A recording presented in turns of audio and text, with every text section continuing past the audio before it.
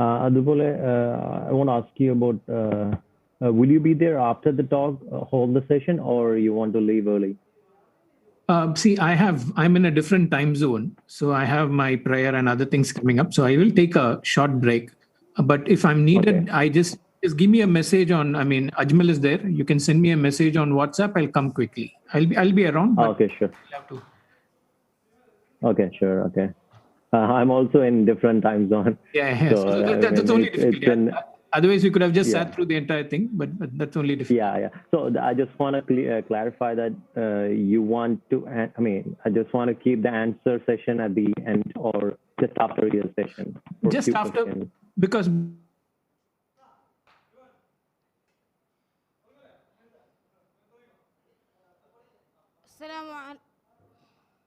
السلام عليكم ورحمة الله وبركاته. بسم الله الرحمن الرحيم. الحمد لله رب العالمين والصلاة والسلام على أشرف المرسلين وعلى آله وصحبه أجمعين أما بعد. رب اشرح لي صدري ويسر لي أمري واحلل عقدة من لساني يفقهوا قولي.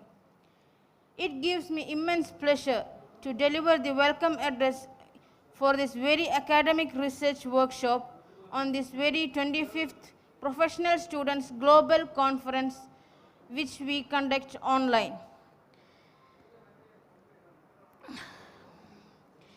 We have many eminent faculties with us in this Zoom platform who will enlighten us with many postgraduate programs and researches. Are you very fond of good research, or are you looking for the scope of researchers in India, or do you want to know more about the competitive exams that are conducted in India?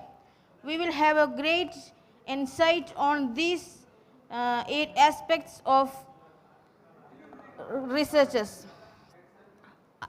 I take this opportunity to welcome Dr. Feroz Ali, Dr. Abus Samad, Dr. Hashim Pk, Dr. DR.Riyasudheen and Dr. Jabir MV, who have enjoined in this Zoom meeting to enlighten us with research scope in India and across the world. Now I hand over the session to Dr. Jabir MV, who is a scientist from USA and undergoing postdoctoral studies. Thank you and Jazakallah khaira. Assalamu alaikum wa rahmatullahi wa barakatuh.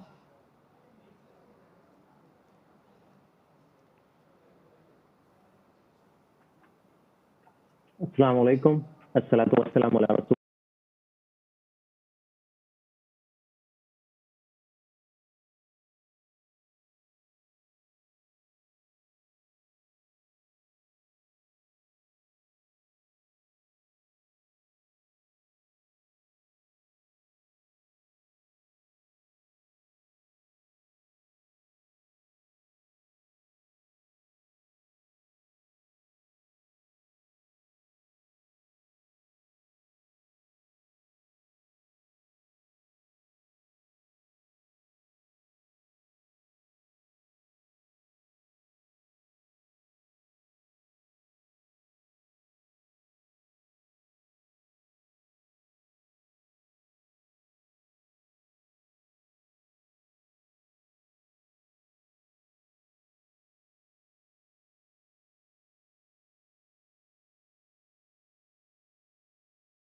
The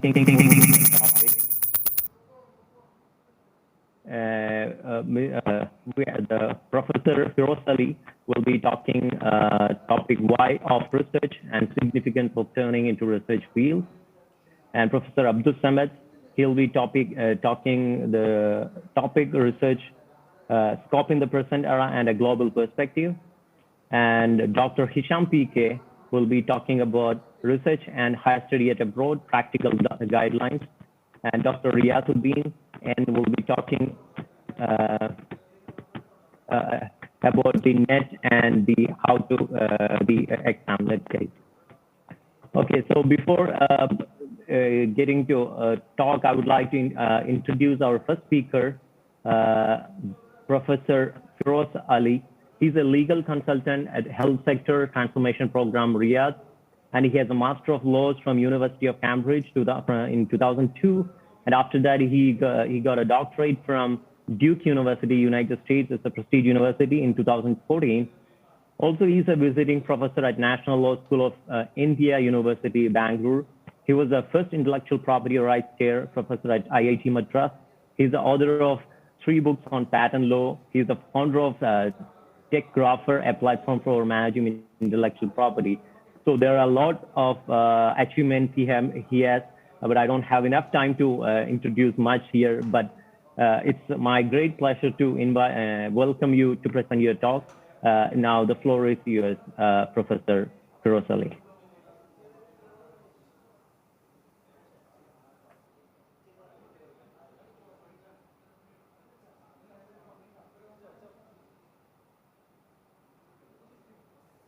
I think your mic is mute. I'm sorry. Is it clear now? Are you Yeah. able to hear me? Yeah, sorry. Yeah. Thank you so much, Dr. Jabir, for the nice introduction. And as you had rightly pointed out, I'm here to speak about the why of research, not about how to do research, how to have a career in the research. And I found this because one, I'm distinct in this field in the sense that I come from the social science background. I don't come from the scientific background. And more importantly, I am here to say or add a few words about why the best minds in our community and in our country should be focusing on research. And the premise in which I start my speech is the fact that the best minds right now are not focused on research. That's a premise. It is something which you can dispute, but I would still hold on to this premise as the foundation of my speech to say that the best minds in our community and in our country are not focused on a career in research. Now, with that, let me just give a broad overview of what research is and what kind of activity is a research activity. A research activity is a highly creative activity, and it involves a field, it involves a domain, and it eventually leads to the creation of new knowledge. And new knowledge is what innovation is based on. It is what progress is based on. And new knowledge is what contributes to solving the pressing problems of mankind. So I would first emphasize that when we talk about research, we are largely looking at research and development, what we call R&D, which is largely research in the scientific sector. But you could also extend the principles of what I'm going to discuss in other social science fields as well, because regardless of what the field is, whether it's a scientific or a non-scientific field, research results in the creation of new knowledge. And most of us who have graduated from universities, we all know that universities largely perform 2 functions. They broadly perform what is called the teaching function, which is teaching students of the knowledge that is already there, which is dissemination of existing knowledge. And the other function, which universities recently acquired, was the research function. And in research function, it's completely different. And as researchers, we know that people who excel in teaching are not the ones who excel in research. And we know that for a certainty. And we find that this new function of the university, which is creation of new knowledge, came only through research. Whereas teaching function, you were disseminating what you already had.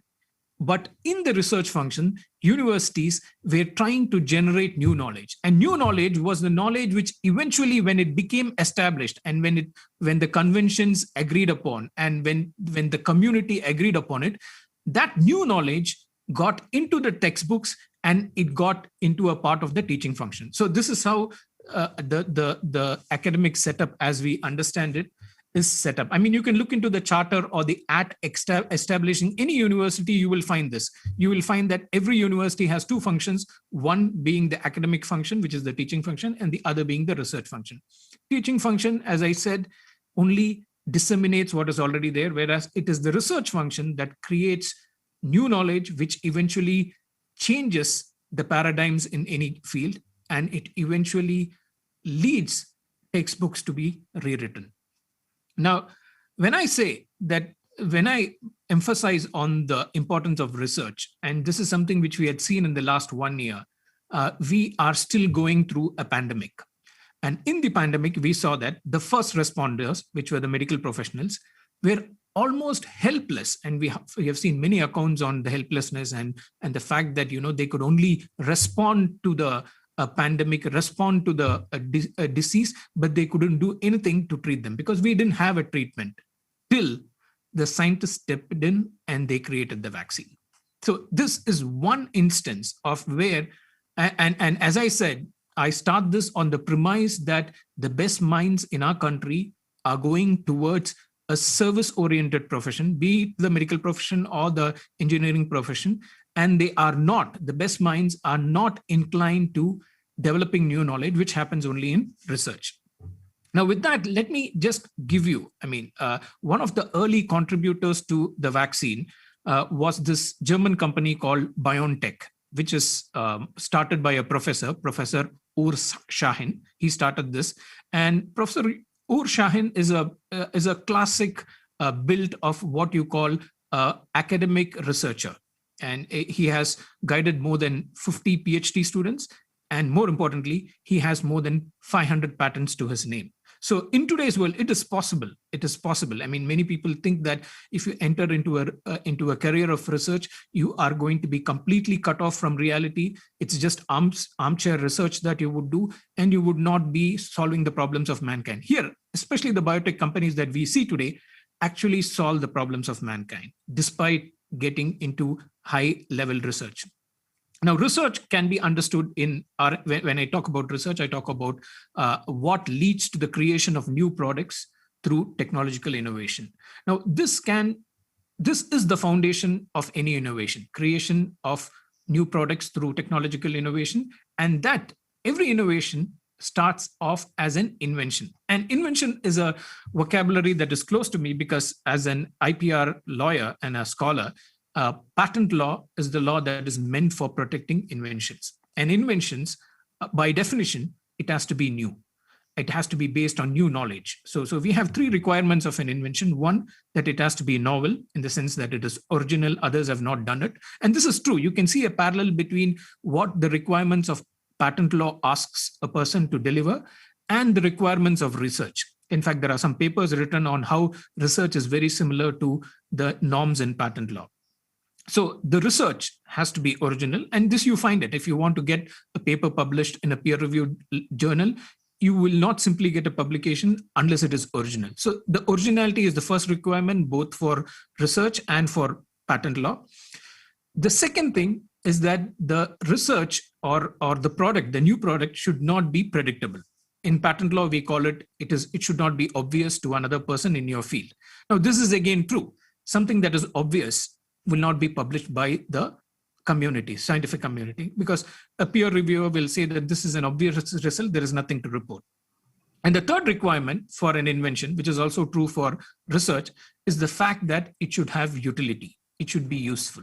Now, this we know that a research that gets publication are largely the research that is going to be useful for the mankind. Now, from this, we understand that there is a close relationship between the way in which inventions come up and the way in which research gets published and disseminated, and the underlying criteria for both being that you contribute by creating new knowledge. Now, research can further be classified into basic research and applied research, and basic research is largely science for the sake of science. You just do generalized, you don't have a specific goal, rather you have a generalized goal.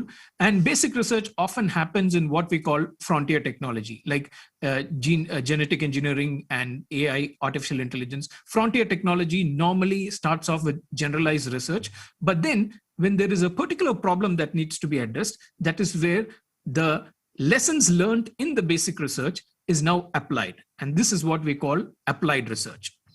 Now, whether it is a career in basic research or whether it is a career in applied research, the key to a researcher or the key for a researcher to succeed is creativity. A researcher needs to be creative. And a research job is a highly creative job. And I would argue that there is no other job which is so demanding when it comes to creativity as a research job. And the reason I say that is for three reasons. Now, Now, there are some agreed upon definitions on creativity, but I would like to quote the definition from the book Creativity. The book is titled Creativity, The Flow and Psychology of Discovery and Invention. This is a book written by a renowned scientist and behavioral scientist, Mihaly Csikszentmihalyi. Now, he says that there are three components to creativity. For you to say that your work is creative or your outcome is creative, there has to be three components. If these three components are not there, then probably there won't be a consensus on the work being a creative one.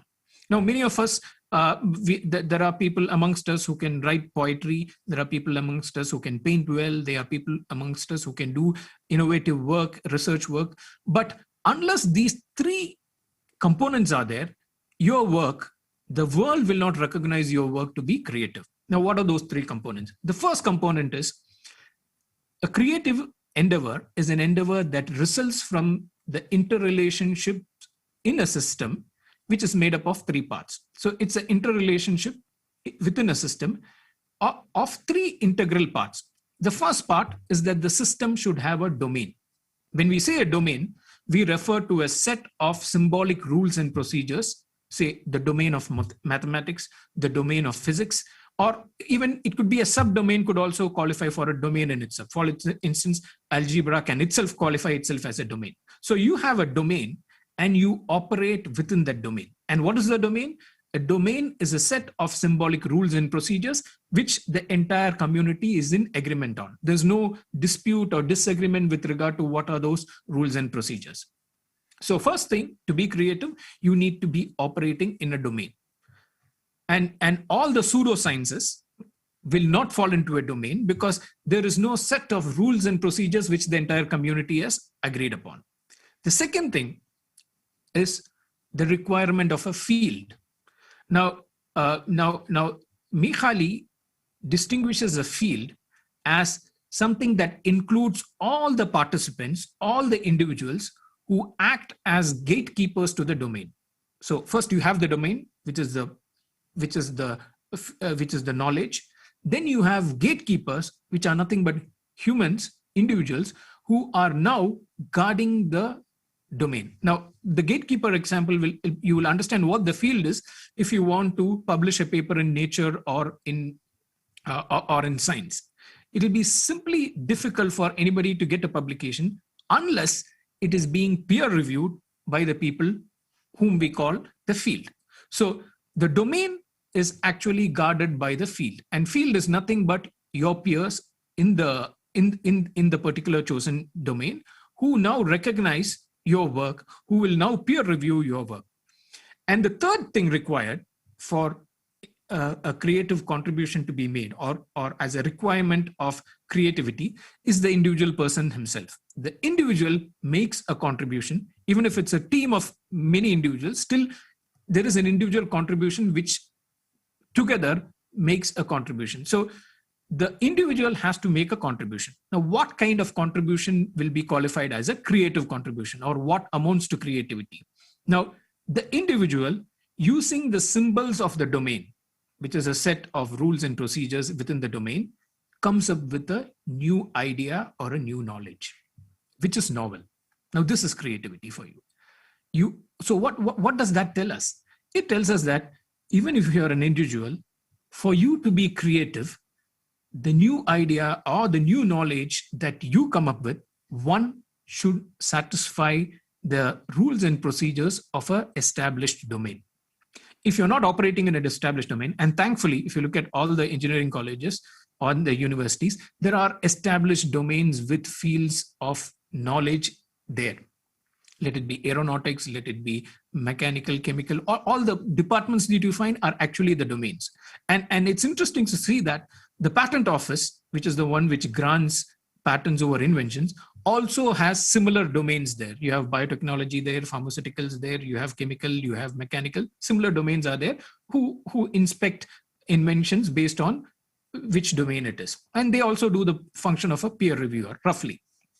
So for an individual's contribution to be regarded as a creative contribution, you need to have a domain in which you operate, and you need to have gatekeepers who are in the field, what we call the field, who will now recognize your contribution and certify and approve your contribution as an original contribution. Unless it is peer reviewed and approved, you simply don't make a mark. And thankfully, the domain of science is not a domain where free speech is allowed.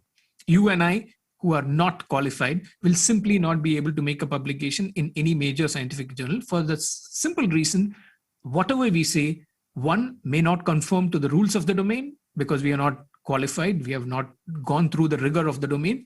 Two, even if we know that or we have done some self-study, still the peers in that the gatekeepers will not approve it unless we subscribe to the existing rules and procedures of the domain. So this tells us that in any branch of science, you have a set of rules and procedures, you have a set of gatekeepers, and then you have the innovator or the inventor who makes the contribution. Now, I will quickly take you through a seminal contribution that happened recently, and India was privy to it because the patent by the company called Novartis, which related to a cure for cancer, chronic myeloid leukemia, the name of the drug is Gleevec, actually went through this process. Now, it's a long story, but whoever is interested can see the story of Gleevec. It's nicely captured in a Nature article. You will find all these three things there. The first, we did not find the cure to cancer without finding the reason for the cancer itself. So you had in the 1960s, a group of scientists identifying a chromosome or an aberration in a chromosome, which they named it as the Philadelphia chromosome because it was discovered in Philadelphia.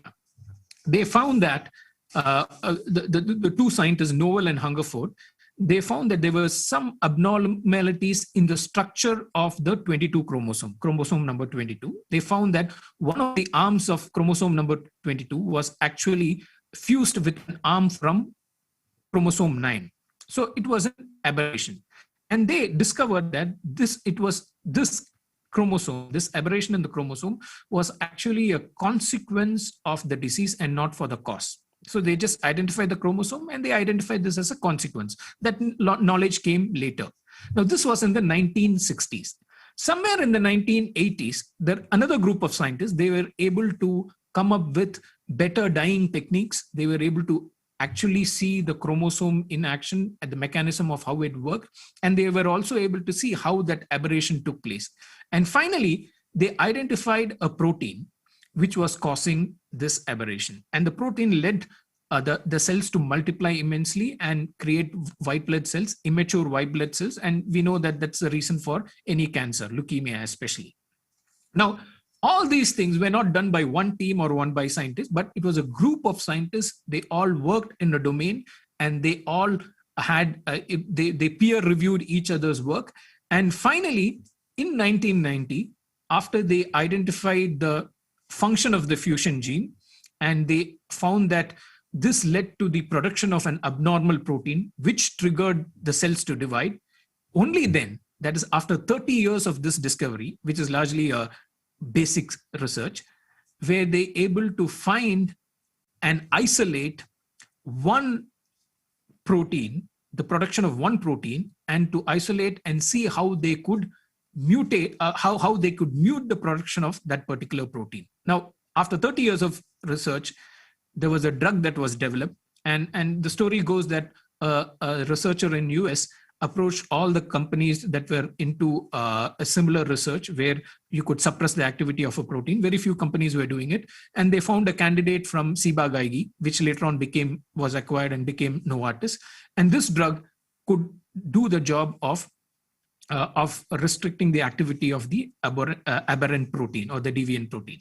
Now, again, you will find that it is individual contributions of creativity who operated in a domain and who were recognized by their peers, which took a long time, and long lead time is a hallmark for scientific research. Many times, there is a long lead time between the discovery of a scientific principle and manifestation of an actual product.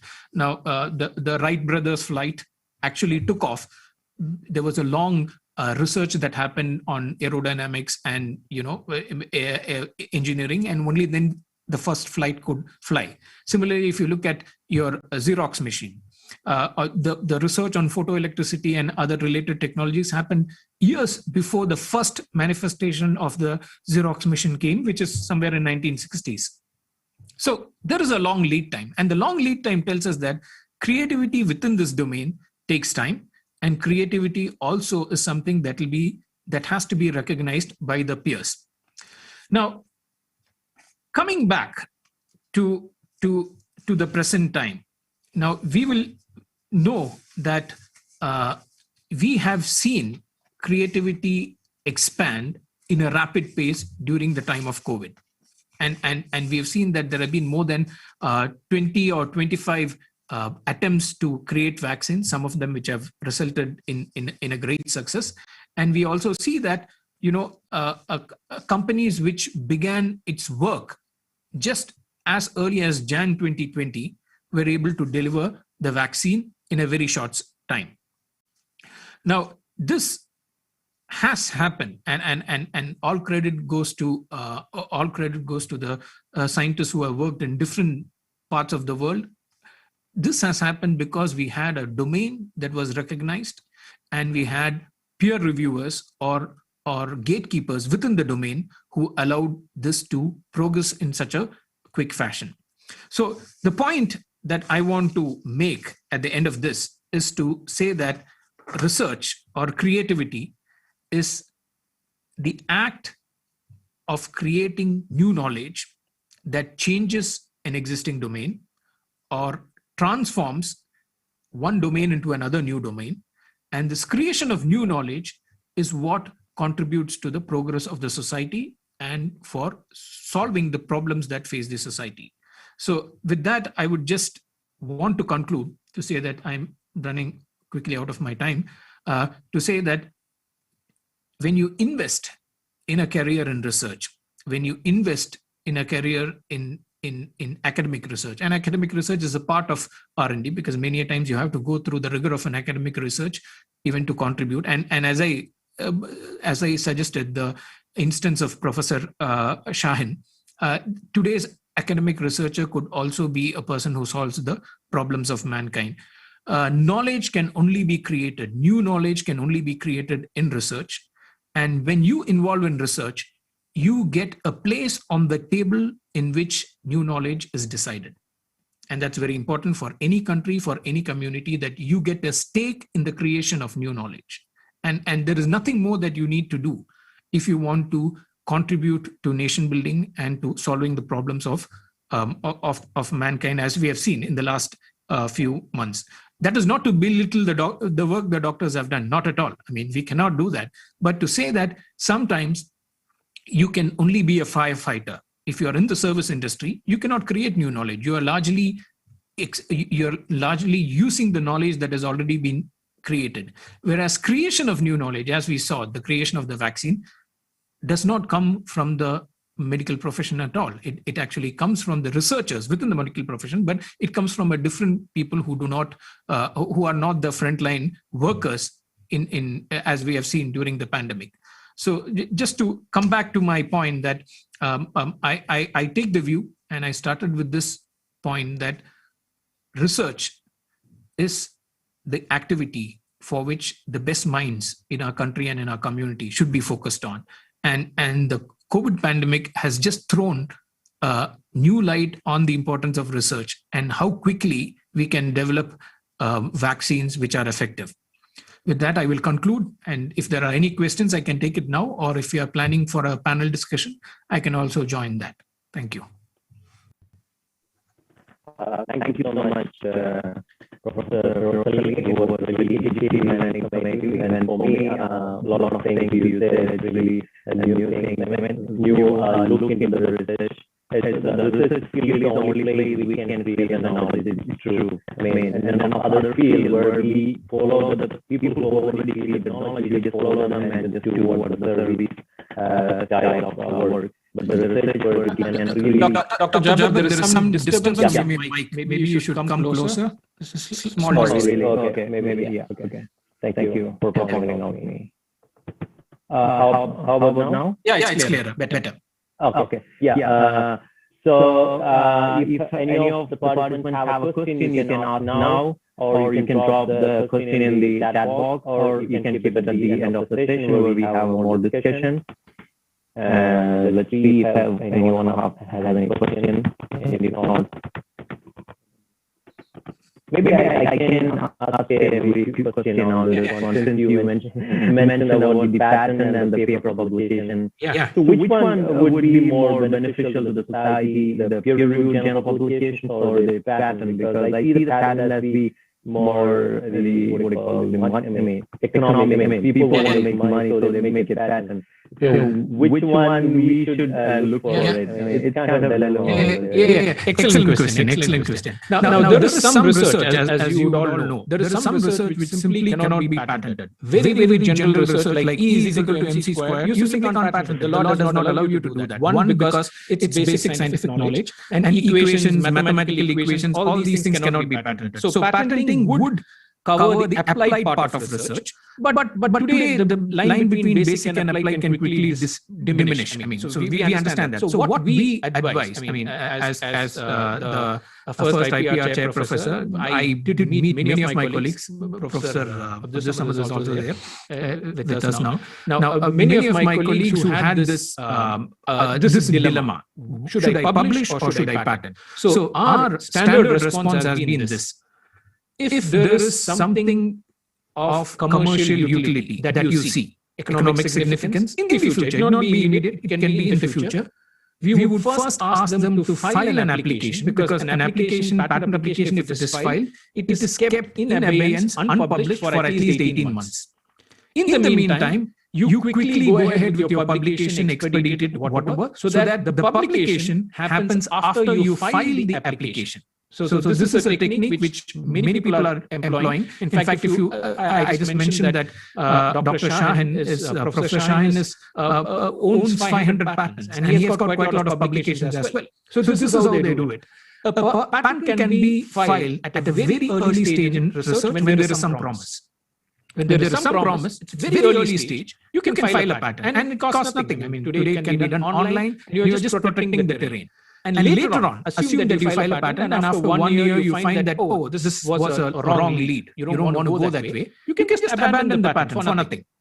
So what we advise, because the other option is not an option at all. Once you publish it in a scientific journal, you cannot patent it, because you are disclosing the knowledge, and patent law requires the knowledge to be kept secretive, and the first disclosure has to be made to the patent office and not to the peer review community or any journal that you are publishing. Some countries, especially the US, has a grace period. The grace period is you can publish whatever you want, and within 12 months you can follow it up with a patent application.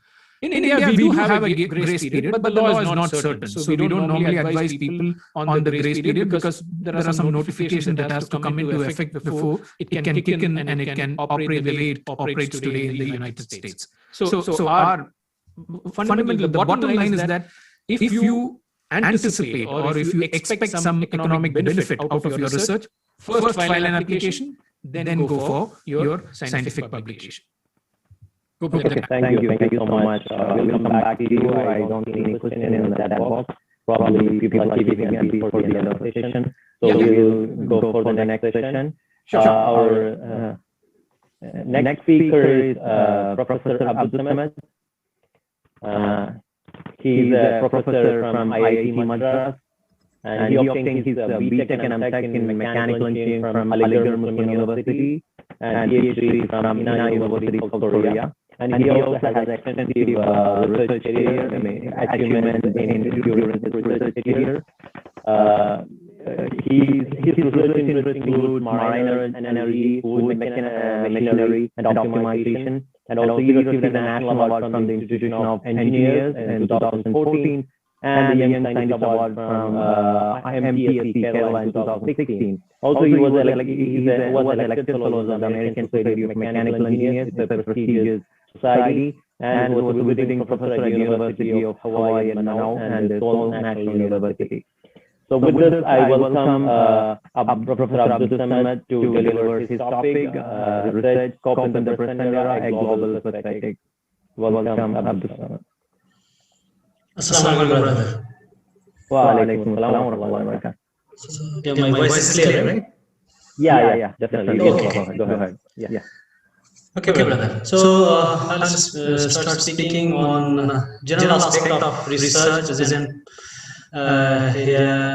situation and global perspective, and what are the future perspective for Indian students in India as well as in global. So everything I'll be making very short.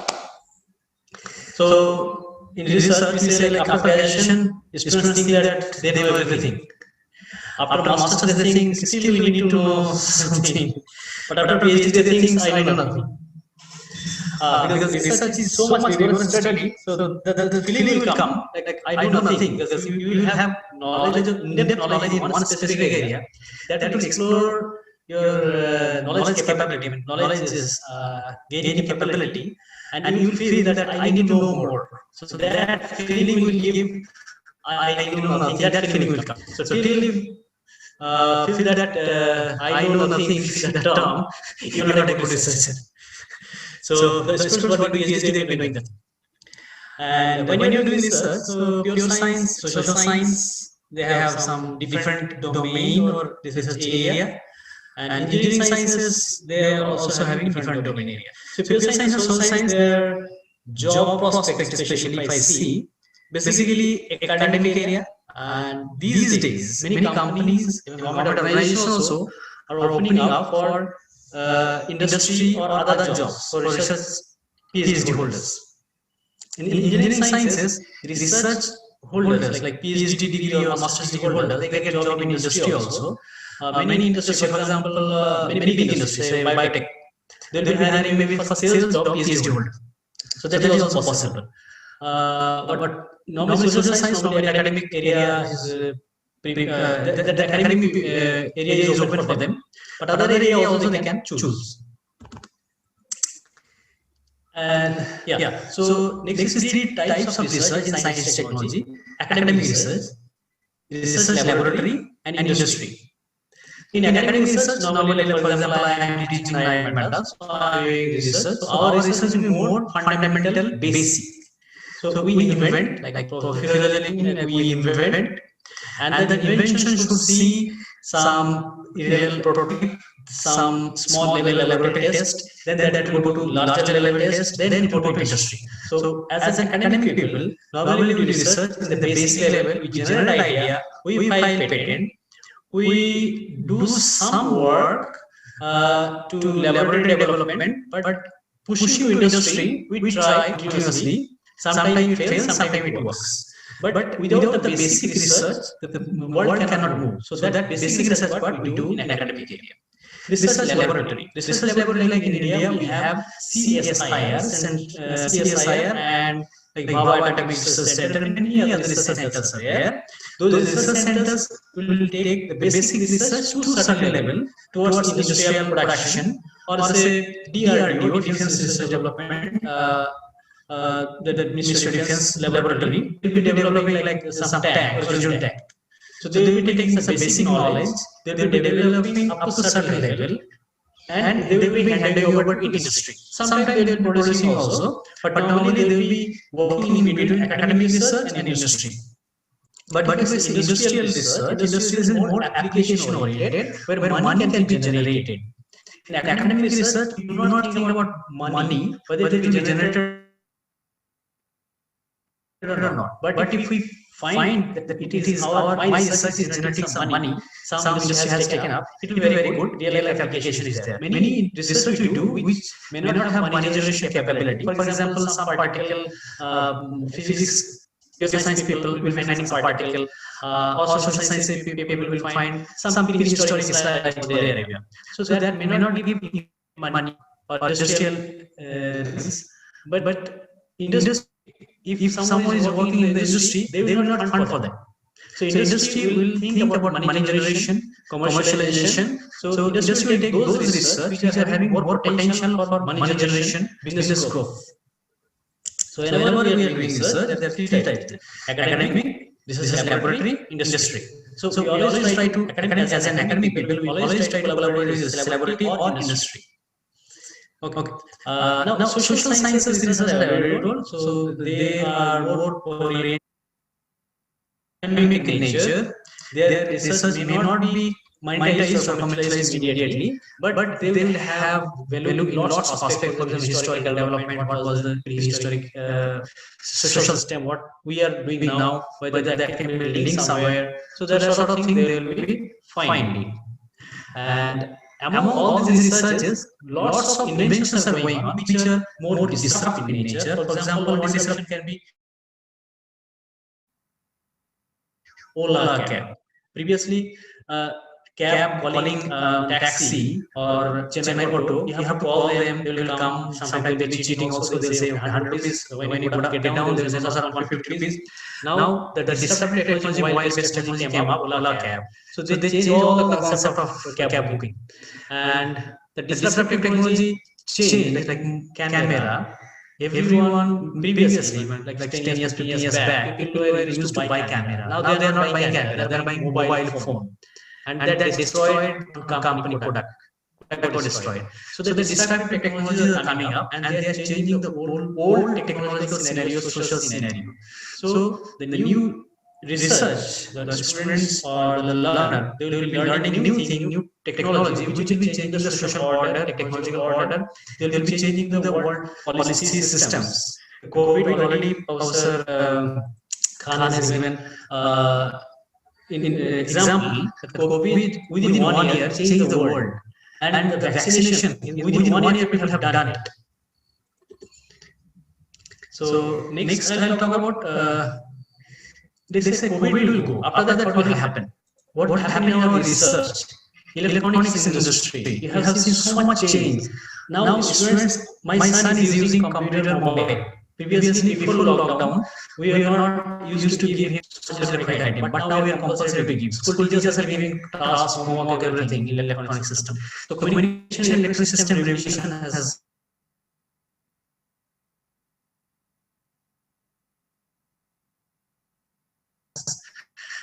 already started for vaccine came up, that is fine. But whether the medicine is possible, like without needle injection possible, what will happen to our business? Work from home we learned. Whether after 5 years, 10 years, what will happen to our business? So what sort of research? What can we predict? So that is also a big research area actually. Papers, books. Already I am teaching without books and papers, and my students are getting notes just I am uploading. And when they will be coming back to IIT or any engineering colleges or medical colleges or general BSc courses, when they will be coming to colleges, whether they will be using books or they will be using soft copies. So systems are changing. Soft copies, if they are coming, then how much secure, how much knowledge they are getting. So what technology they should use? So MIT degree can we get from my home. Already systems are there, Coursera and many other degrees. Many other systems are there where anyone can learn from, let's say, remote area from Northeast or Bihar or West Bengal or anyway. Learning is easier. Microsoft job from a village in India is also possible. Our kids after 20 years, whether 25G network will come or 26G, we don't know. But what is progressing? So our technology will be progressing. So our research also will be our Indian research or in general research. The new scientists they will be learning, they will be implementing. Research will go on. There's 25G networks coming. Then what will happen in the whole social system? Okay. What will happen to our laptops, computers, mobiles, or spaces? Big gigabyte, megabyte, terabyte, or what? E-vehicles are coming. I went to Germany in 2019 December.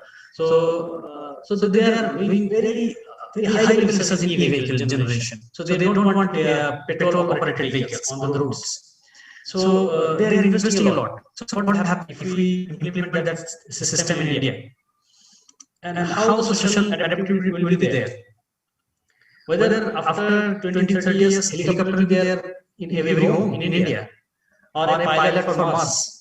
What will be the social order? Language, because translators are coming, electronic translation, cultures.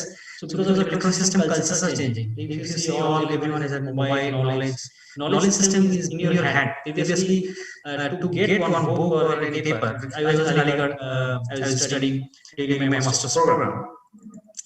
So to get few, Aligarh Muslim University has lots of books and papers in their library, but few specific paper, if I want to get, I have to go to IIT, I have to get letter from our department, then I have to show to IIT librarian, they will be giving permission, then we can get some books or papers. Now that is not required. We are teaching from home, we are getting all the papers, books, everything. So the social system, everything changing. So when systems are changing, researchers, those people are there, they will be linking between previous to future. So they will give that idea how to link. Okay, the system changing, society changing, so how to link? So researcher will be formulating things. Okay, they will formulate technology, they will be formulating this social order. How will you like in future? In India, you see from 1947, engineering college were 50, and university were 20, and now around 900 universities. IIT started in 1950s, now more than 20, I think. Universities produce PhD in all areas, but IIT initially was recorded as undergraduate school.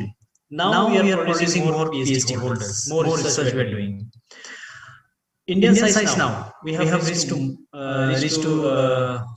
moon. Right. COVID vaccine also, it is pioneer producing. So we are in the forefront. So our new generation, our community, our citizens, they will be learning new sort of techniques. They will produce more creativity, the creative item through their creativities. So that research, creativity, innovation, that will go on. That must go on. So when, if you are thinking about your future goal, let's say after engineering, whatever you are doing, actually it will be like closing valve, opening valve. But after masters, maybe will be given some innovative work. But after research, you go to industry, any company, you will be given task where you have to think, you have to innovate, you have to find new idea, new knowledge. But that new idea, new knowledge you cannot expect from undergraduate level candidates. Undergraduate level candidates who are having BTech or BSc degree or BA degree. So we can expect that high level thinking from research students, research scholars. So that will come from our highly talented students and scholars. And what we need when we are interviewing a candidate for PhD or master's program. Master's normally you don't have interview, we have GATE. Through GATE you can enter into IIT, MTech, MS and PhD program. We take interview. So in that case we try to check subject knowledge. Okay, so if you have good subject knowledge, then we train them. What I do, if some student coming from some normal college, they have publication also. When they are joining me, I say, okay, forget everything, start from zero. Because I want to train them how to innovate, how to get new knowledge, how to innovate, how to think differently. So in that way, they can publish more, they can innovate more, they can file patent, they can, their product or their concept will be moving towards industry or practical application. So that will create a pathway impact. So if we are doing research without impact, so there is no value, final value will be zero. But if we create a pathway impact, what will happen to our research after 5 years, after 10 years? Then that maybe immediately we may not have any impact of our research, but after 5 years or 10 years, some company or some industry or some researcher or some laboratory in the world, they will be appreciating, they will be using our thought. So then the research is successful actually. So thank you very much. So anyone have any question, they can ask now or maybe later. So Jabir, please. Yeah, thank you so much. I'm not sure. I don't see any question in the chat box. Maybe we can keep it at the end of the session since we are a little off from the time schedule. So first, let's finish the rest of the talk. Then maybe we can have a full-fledged discussion here. Okay. So our next speaker. Our next speaker is Dr. Hashim Pk. He's a researcher at Department of Chemistry and Biotechnology, the University of Tokyo. He obtained his MSc in chemistry from Aligarh Muslim University and a PhD in biological science from Kaido University in Japan. And his research area is DNA origami nanostructures via template polymerization, and also biomolecular machine immobilized nanoparticles and cluster for ATP-triggered robotics application. And he has a number of publications in reputed journals. He will be talking about the research and higher study at abroad, practical guidelines. And with this, I welcome Dr. Hashim Pk to deliver his talk. Thank you.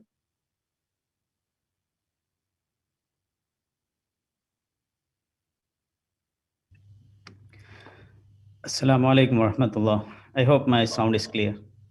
Yeah, wa alaikum assalam wa rahmatullah. You can go ahead. Yeah, sure. Bismillahi rabbi shrah li sadri wa yassir li amri wa hlul 'uqdatam min lisani yafqahu qawli. And thank you very much for inviting me for this beautiful workshop. And I think it's indeed relevant for the present youth to have a proper guidance and a direction to build their career. So as he mentioned, like probably I will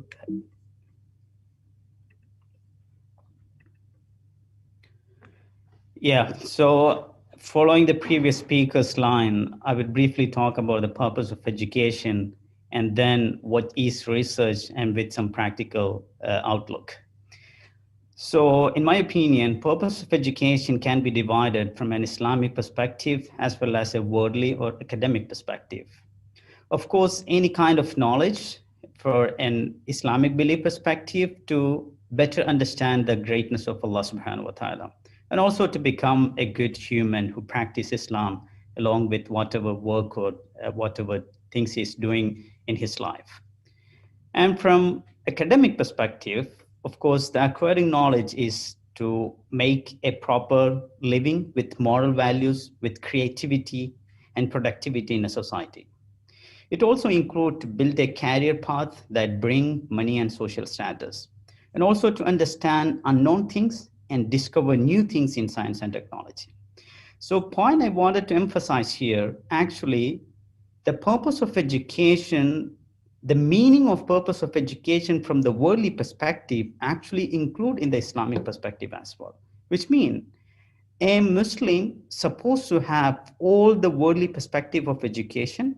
Along with that, he may better understand the greatness of Allah subhanahu wa ta'ala. So just to recap, after having a high school, you may be now in undergrad level, and then after that you can go for a master degree, and after that a PhD degree. So what should be our motivation? As a human being or as a believer, every student should have a broader perspective of knowledge, not just in school study, not just from an undergrad degree and after that going to an industry or secure life. No, we should be motivated ourselves to have a broader perspective to learn knowledge, not just to acquire the livelihood, but to learn knowledge. What is higher study? It simply means study high, whatever your interest is. Let it be a science, let it be a social science, let it be a technology, computer, or like modern technologies like artificial intelligence or genetic engineering, etc. Whatever your interest is, you need to be motivated to go further and study high. Of course, the extreme of a higher study is a PhD course. PhD course simply an academic course, just like a master degree or just like an undergrad. The only difference is in PhD course, those who are doing that, they will investigate in depth to certain field of their interest and that are not yet to human beings. And throughout that investigation, as a outcome of that investigation, certain new knowledge will come. That new knowledge can be beneficial to the human being very soon or in the far future. So what is a research and what a scientist do? Research is a systematic investigation of scientific or social theories and an hypothesis. What is hypothesis? Hypothesis is a proposed explanation of something based on available knowledge for something yet to be explained by experiments. And the people who create such hypotheses are researchers. Researchers try to answer many questions we have about how the world works. So research have certain methodology. The scientists, whether it's a social science or a conventional science, they have certain methodology to look into their hypothesis. So first they look around or the existing knowledge, that is called observation. And then they ask question, inside this existing knowledge, what is missing? And if I clarify that point, what can bring in new into that field? Based on that question, the scientists hypothesis. They make hypothesize, and then they do certain experiment. The experiment is not only in a science-related subject. They can decide themselves whether to go or to continue their research in an academic setup or in a company setup. And many of them have a PhD in an appropriate field. Those who are going through the academic one or into the company, they will have a relevant PhD. For instance, a person who is conducting certain direct related one, they may have a PhD in pharmaceutical science or in a chemistry related subject. So in brief, what can be the scientific method? As I mentioned, do some observation or do an existing knowledge analysis like in literature search, and then make an hypothesis, and then do some experiment, they collect data and make some conclusion out of this collect data from the experiment and share the results, as the first speaker mentioned about this publishing or patenting, etc.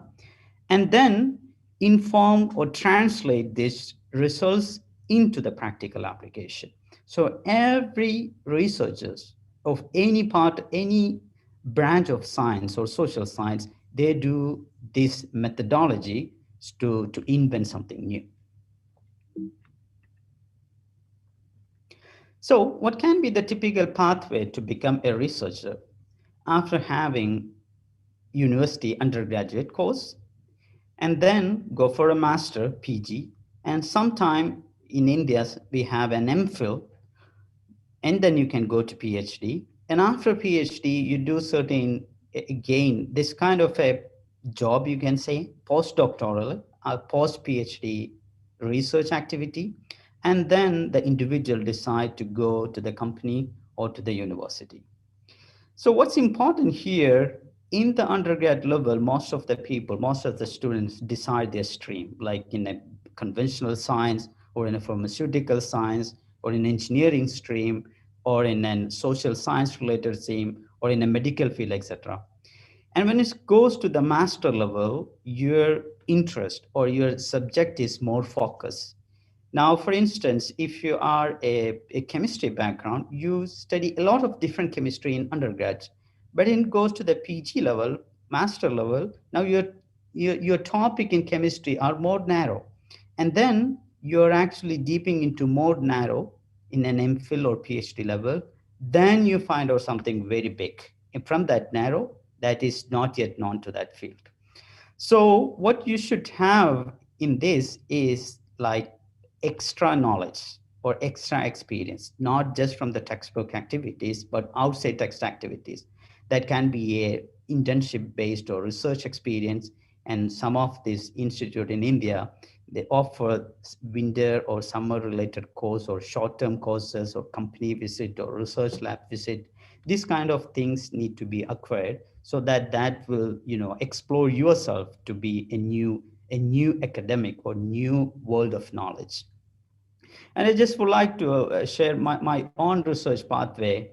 Like I graduated from Farouk College and then did a master from Aligarh, and then came to Japan for my PhD course, and then came to Tokyo University for postdoctoral research. And then now I'm working in Tokyo University as a researcher. So what made me in this is I had an extra chance to allow to go to the IICT Hyderabad during my PG course to get an extra research experience. So that actually helped me to get here. So otherwise, it's very difficult because we are competing. The people who are going from one country to the other country are competing with the students in that country. So I want to mention here, India now is actually coming up, as the previous speaker mentioned. In India, we actually have most of the higher level research facilities. And recently, good research are coming out, like IITs or ISOs or Indian Academy of Science, Bangalore, etc. These kind of institutes are actually providing very good educations. And some of these recent programs is focusing much based on the research. So in India, if you want, you can get the very quality education, very quality research. However, coming to the abroad or going to the abroad for have certain opportunities. Globalization is now a key word for everyone. Every country welcomes students from other countries to make more global. And what makes different in other country is a different way of acquiring education. India has certain a stream of education, a certain way of presenting the teaching or acquiring knowledge. Another country like Japan or other Asian countries like China or Korea, they have certain different way. So we are actually trying to mix one way to the other way. That's one good opportunity is when you go abroad, you can have a different way of acquiring knowledge. And these programs are often supported by the government scholarship. If you're able to get it, it's absolutely no expenditure from your side. You can even go to the different countries with zero money with flight ticket reserved. And master course in most of the countries like in Japan are more research oriented. You have very less to study and more to do on research. And you can also become an ambassador of your country, or if you're interested in doing dawah activities, you can also do that in religion if you go to the other countries.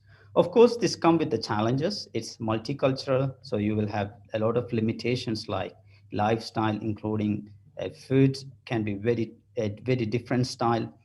And if you're not able to get the government scholarship, then you have to pay the tuition fees, and that also troublesome if you don't find a proper part-time job.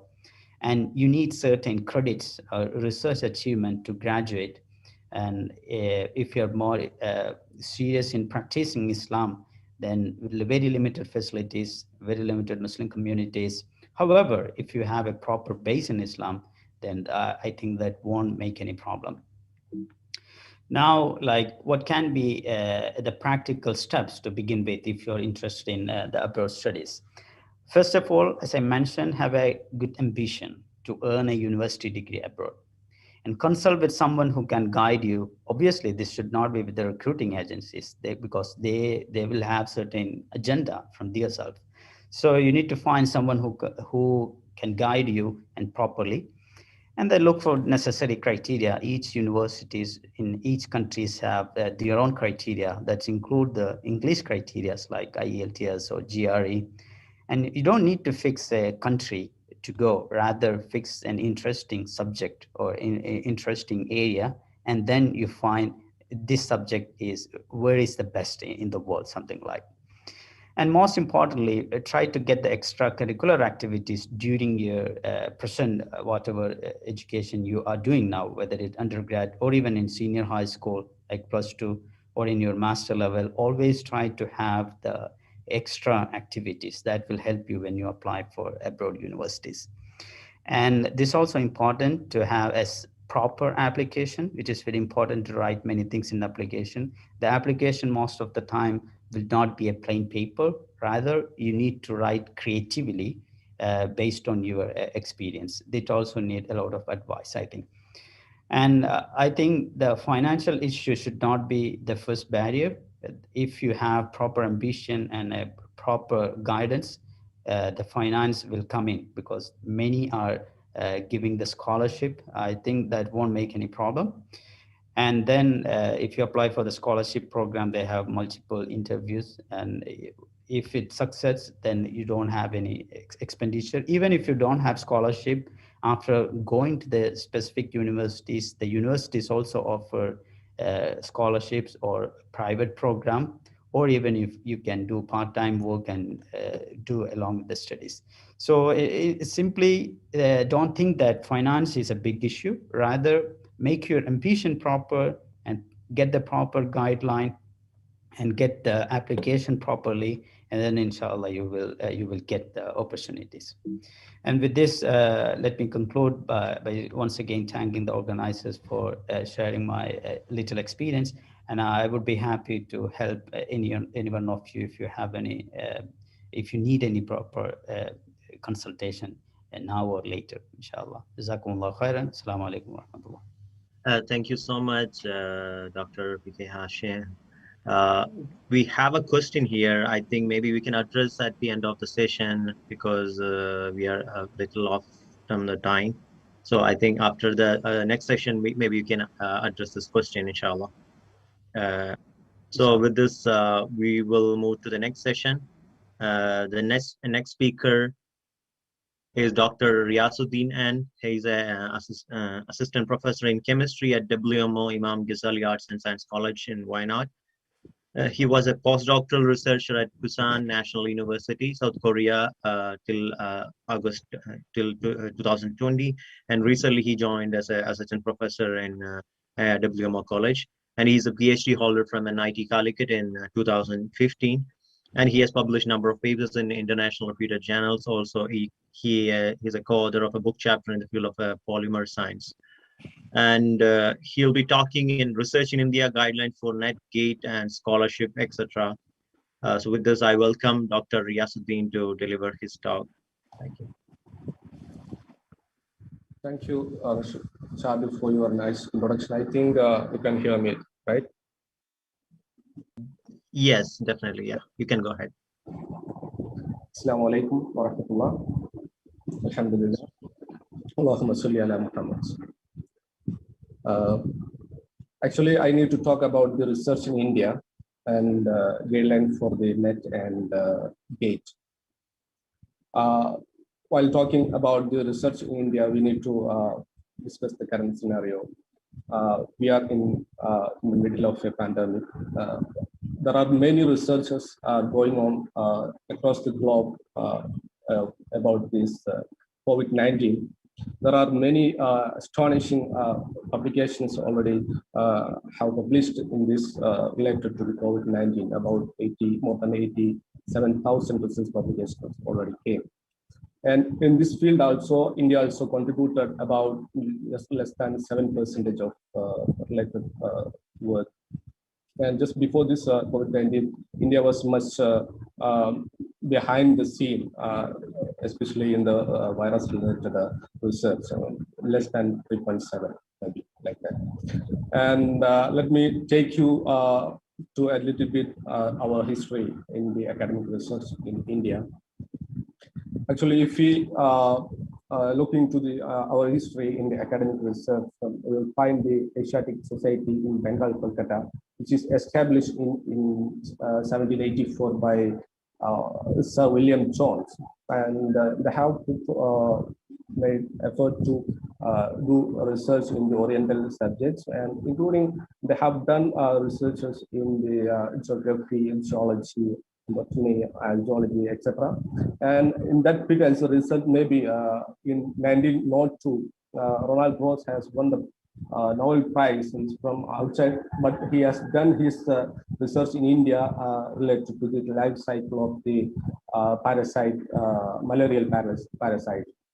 And later on in 1976, after the establishment of Indian Association for the Cultivation of Science, there was much effort has been made, including, as we know, C.V. Raman. He has worked in association with this IACS, and he has developed the Raman effect, and he has got the first Nobel Prize for science for a nation, first time. So later on, there were many efforts has been done in that period in the field of academic research. We need to mention some names, including J.C. Bose and Professor Chandra Ray and Professor Satyendranath Bose He has developed the Bose-Einstein statistics. Bosons are named after him.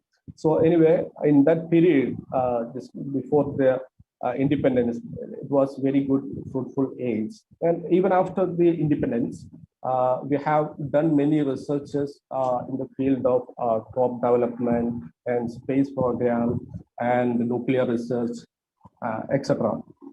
And if we come to the current scenario, I think if we look into the world ranking of universities, we are a little bit behind the scene. If we take first 100 universities in the world, there's no university from India. But there are a few universities below 400 and ISC like that, and IIT at Port, and some in the top universities. Anyway, we need to put much effort in this area of research. Basically, if we talk about the academic research, PhD is the basic of research, right? Even though we are doing research in the master's or graduate degree, PhD is the actual base. So if we go for a PhD, it's nowadays it is must and mandatory to get a very good job as a lecturer or assistant professor. And PhD, normally we are doing PhD as part-time or full-time.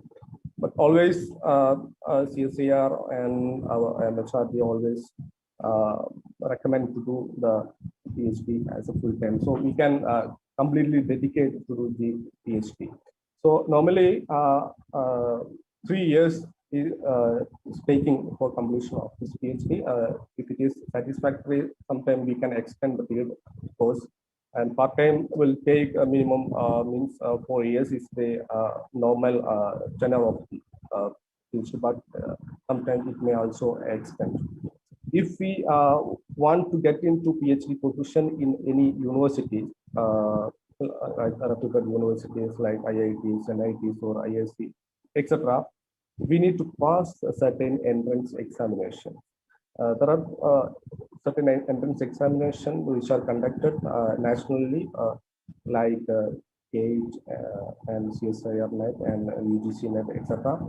And after clearing this, cracking this entrance examinations, there will be some written tests in some universities, and we need to appear for the interview, and they will absorb for this different PhD positions.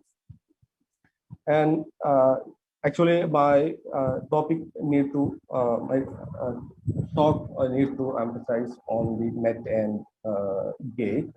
So if we clear the GATE, we need to get the admission into universities for pursuing MPhil as well as MS, ME programs. And if you have in science net, GATE, you can also get admission for the PhD positions. And even you can also produce your GATE certificate for getting job in very good companies, etc. And jobs even in organizations including DRDO, or ISRO, etc. And there is also JRF. You can also get the Junior Research Fellowship if you have very good percentile in the GATE examinations. And even there are certain universities outside India also considering the GATE score in Indian this GATE examinations. If you want to apply or appear for this GATE examination, you need to have graduate degree in India, and a bachelor degree, technology, engineering, and agricultural science, etc. And master's degree in mathematics, statistics, computer science, etc. are also eligible for the for appearing the GATE examinations.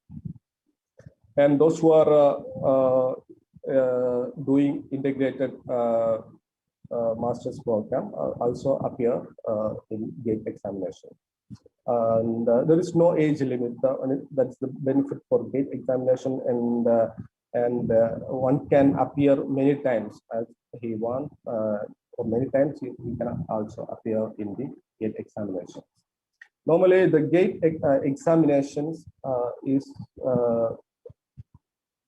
conducting for different subject papers. There are more than 20 papers, and there will be questions from the aptitude type questions, and the technical and engineering related questions will be there. And it's conducting computer-based testing, and one can there will be 65 questions for 100 marks, and it includes multiple choice questions and the numerical answer questions. And there will be some minus marks also. You need to consider that thing also in that when appearing in the gate examination.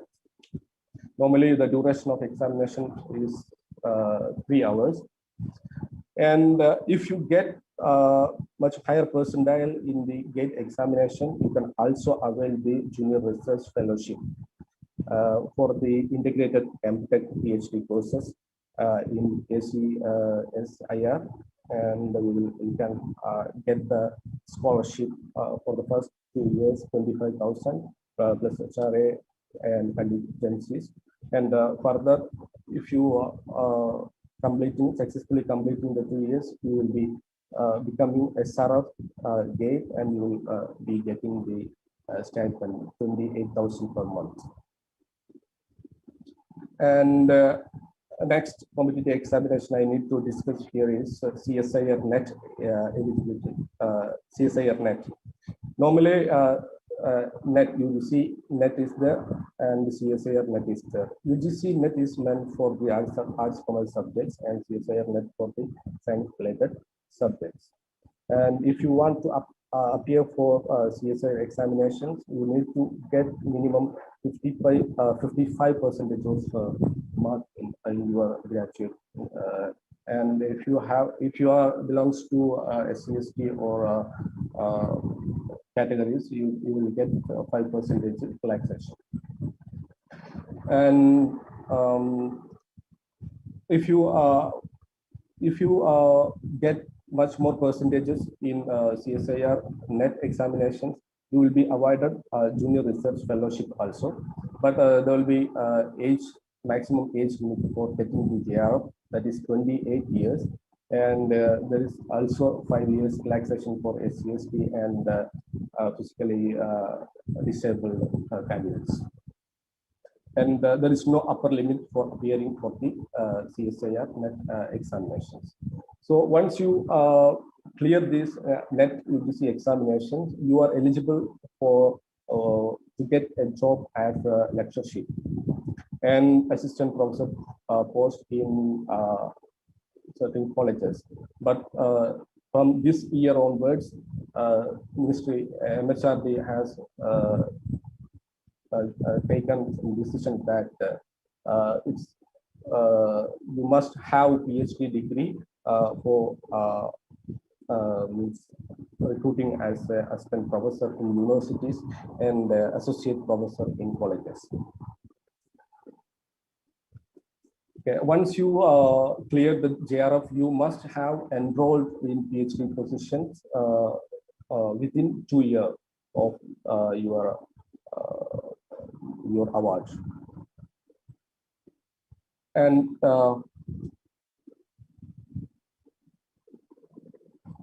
okay, then pattern of the CSIR net examination.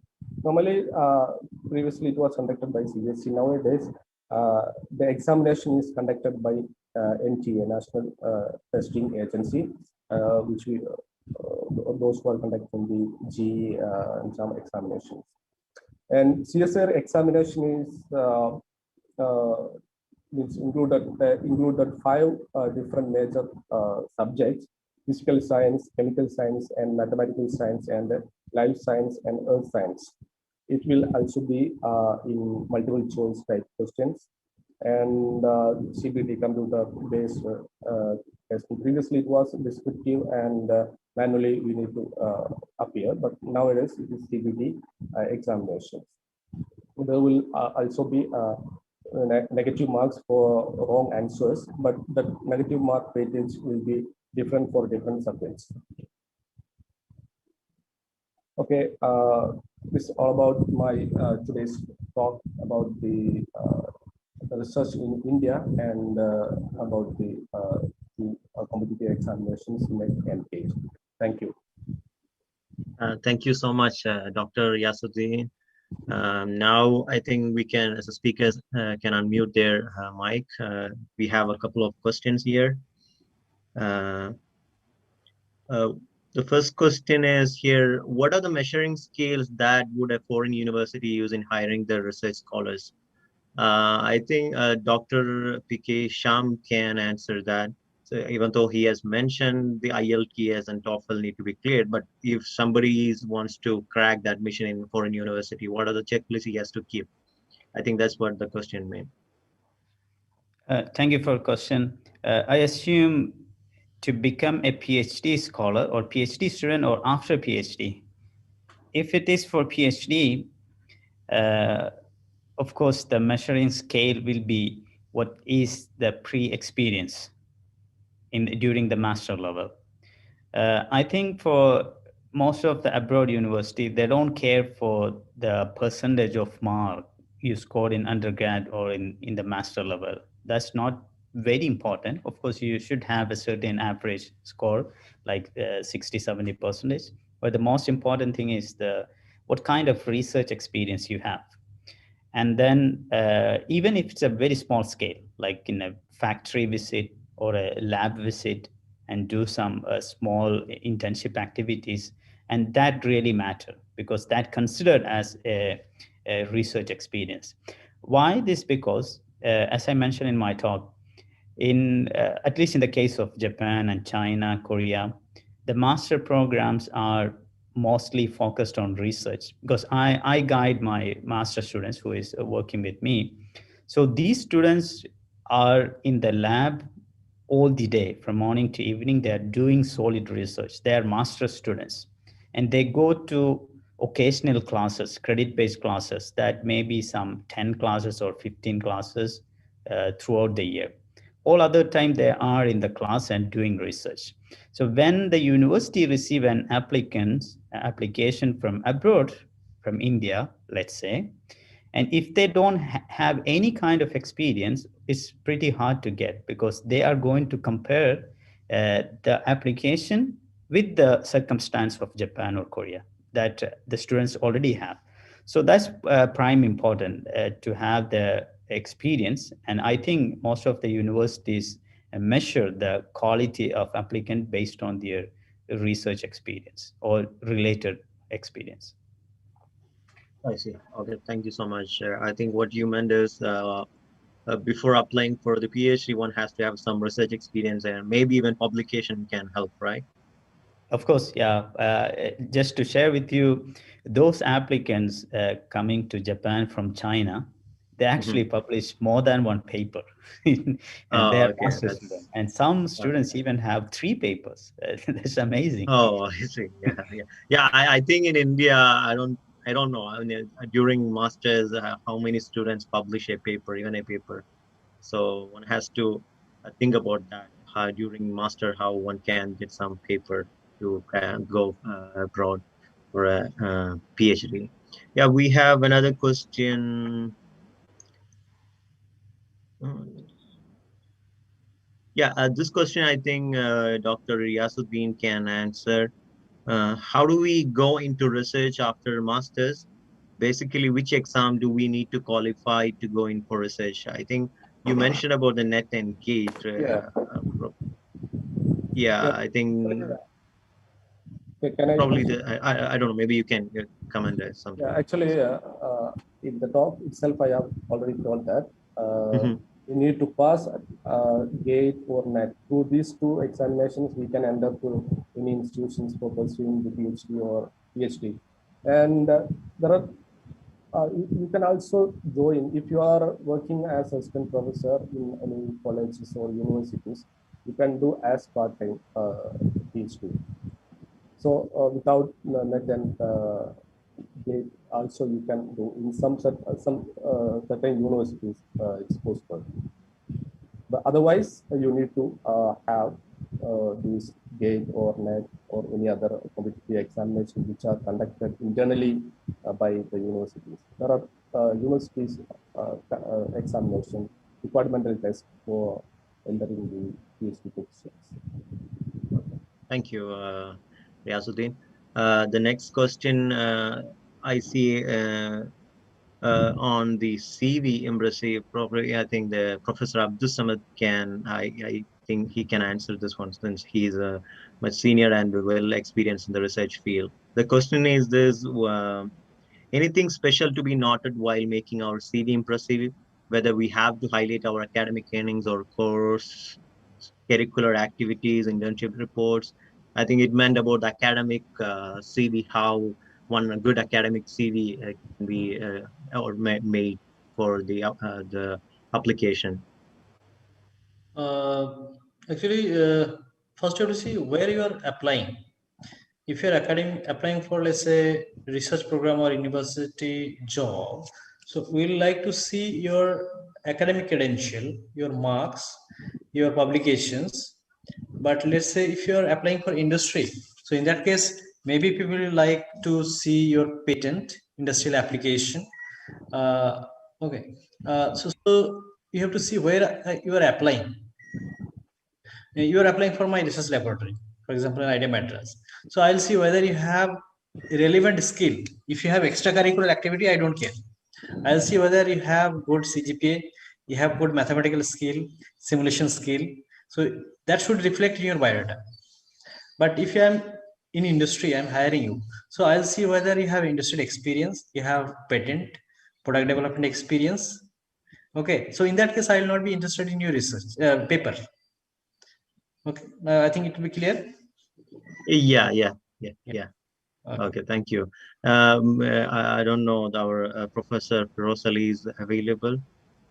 He is in the session. Yes, I'm here. Yeah, maybe you can comment on this one for a new research who wants to get into the research field, how to make a good profile, a CV. Okay. See, normally, I mean, if you're looking at higher educational institutions where, especially the prestigious ones around the world, you have a surge of applications coming in every year. And I can tell you in the field of law, publications do matter if you're actually going for higher research, because higher research is essentially, they are testing your mettle in regards to how well you can write and communicate, because that's largely whatever research you do. And in law, we largely look at, you could do analytical research or you could do empirical research. And today, the most important thing is empirical research based on existing data. So empirical research, eventually you will have to publish. And what weighs very highly in the top universities is your ability to publish. So if you have, as we heard Professor Hashim say that the students from China already come with few publications, which is true in many of the foreign universities as well. So I would take, I mean, if I'm looking at an application, I would not look at the format or how well it is presented, because if there is an application, I would definitely read it. But more importantly, what is there in the application, which is also a point that Professor Abus Samad had mentioned. It is the content that matters and not the way in which it is presented. And I say this consciously because we have instances where you have more than thousands of applications for a particular entry into a particular stream in a top university. So how do they take a call on these 1,000 applications? And I can tell you that some of them have a format in which you have to send your CV. Now, in law, we have, especially if you are applying for an academic post in the US, your CV has to conform to a one-page format. It's a standard. It's a standardized format wherein you have columns. In each column, you're going to say what has to be said. Where was your last degree from? Number of publications, grade, CGPA. So what they do, because they get thousands of applications, they will just take the one-page CV, and which is a standardized format, which everybody has filled in the same format. They will look at their priority point. As Prof.Abus Samad said, if you are in the industry, you're going to look at application and research experience. If you are in academia, you're going to look at publication. So what they would do, depending on the expertise or on the specialization of the university, they're just going to look at column number 3, column number 6, and column number 7. And if you don't fit into the bill, there goes your CV and your application. So what is important here? It is not, I mean, I'm just trying to make a point that in some places, the format doesn't matter. The style in which you write your CV, it simply doesn't matter. In fact, some domains will ask you to conform to their format. As I said, in law, if you're applying for an academic position in US, you have to draft a one-page CV in their format, and everybody's CV looks the same. It becomes very easy. A standardized format helps them to look at the publication column. Say it could be column number 6.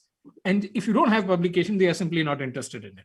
So again, to emphasize, it is not the style or the presentation that matters. It is what you state in it, which means you should have done your part of the work in terms of getting experience or publications upfront. How you present it could be a matter of, you know, in my opinion, it's not the big thing. Thanks. Okay, thank you so much. Maybe I can add up one. Oh yeah, sure. I think there is something called cover letter. So that make sometime important, because most of the big professors working in universities or even companies, like they don't read actually the CVs. They just look into the cover letter. Cover letter simply means the email content. So if you properly mention your achievements in a short phrase, in a limited number of sentences, and the word you list up what you have, and then what's your ambition. That make, I think, important steps to get known your CV. So in my experience, like when I work with my professor, who is a really big guy in the field and who publish constantly science, nature things. So sometime when I sit with him, he don't look into the CV. He just go through the maybe Prof.Abus Samad also have the same experience. Like they just read the email, and then the email is fine, then download and check into the CV. So those who are applying for especially a PhD program outside the country, you need to make a proper cover letter. Thank you. Okay, thank you so much for your Yeah, comment. I have one thing to say here. Yeah, sure. Jabir, when you are writing email, the first email, first impression you are creating, so that time you don't do any mistake, grammatical mistake. Sentence must be properly structured. Even I also get lots of biodata, like especially after the corona, job market is some problem. So many students writing one line email and grammatical structure not good, sentences are not proper. So immediately I delete them. Okay, if someone has written some good paragraph and they have linked their work with my work, sir, you are doing this one, so that's why I am applying here. I will get this benefit, you will get this benefit. So it's a win-win situation. So then I will reply them quickly. Okay, I don't have fund or I have fund. Can you do this? Okay. Right. So whenever you are applying, just you have to customize your letter properly. Like directly hit Professor Samad instead of dear sir. Okay. You hit the name. Okay. You hit the Professor Bhattacharya. You write the Professor Bhattacharya, not dear professor. Okay, and your profile I saw you are doing on artificial intelligence on this specific area.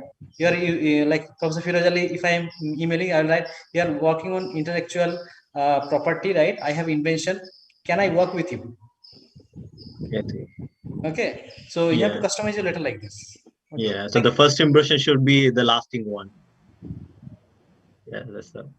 And we have one question on this. In which one would be better, integrated PG PhD or PhD after completing PG? I think any of you can comment on this one. This is since I did master then PhD. I never gone through the integrated PhD program, so I don't know which one to give a suggestion on that. If any of you have a comment on this, I would really appreciate. Yeah, I can say something. Yeah, sure.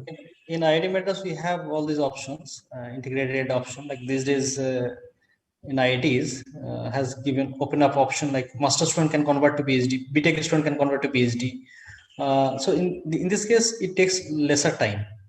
Like you are doing MTech program and you are converting to PhD or integrating. So total duration of it will be lower.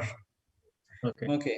But if you are doing separately, then maybe 1 year extra time you have to invest because in between transition, thesis writing will be there.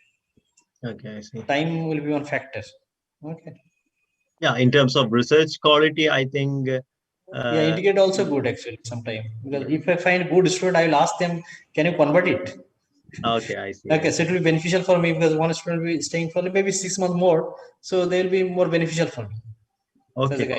For a student also, Yeah, it will be sure. good. They will get more publications. Okay. In one go, it will be done. It will be done. Okay. So with this, I think we have to conclude.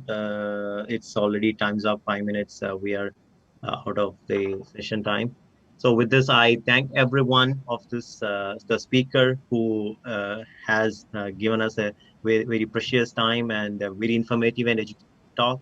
And if any of the participants has the questions, you can contact our organizers. They will connect to the speakers and you get the good, proper guideline for the research field. And with this, I conclude this session. Thank you so much, everyone, the participants also. Assalamu alaikum wa rahmatullahi wa barakatuh. Walaikum salam.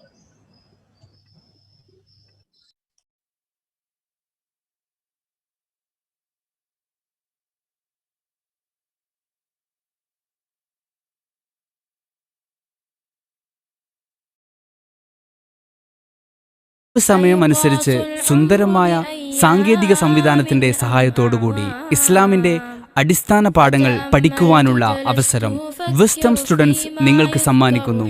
ഇപ്പോൾ തന്നെ download ചെയ്യൂ. Google play സ്റ്റോറിലും app സ്റ്റോറിലും നിങ്ങൾക്ക് ലഭ്യമാണ്. Edifice learning app.